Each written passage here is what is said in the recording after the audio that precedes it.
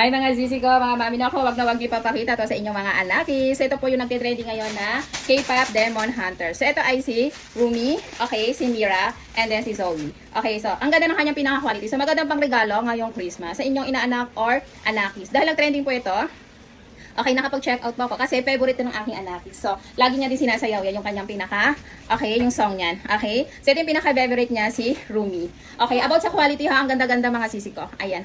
So, yung kanyang pinaka-materials po ha, so soft po siya, hindi siya matigas. Ayan. Kaya very safe po sa ating baby ha, or sa ating anakis. Soft yung kanyang hands. Ayan siya. So, meron na dyan choices with music. So, yung check out ko is walang music. Okay? Ayan siya. Ang ganda ng kanyang pagka-quality. So, magugustuhan po ng inaanak nyo or anakis nyo. Eto, super. Ayan. Okay, kung gusto nyo guys, ayan, mag-check out. So, ang link po is nandiyan na sa screen ng ating video ha. Okay, so check out sa ating basket po. Ayan. Magandang pang regalo. So, sobrang matutuwa ang inyong mga inaanak dyan. Ang K-pop Demon Hunters. Ayan.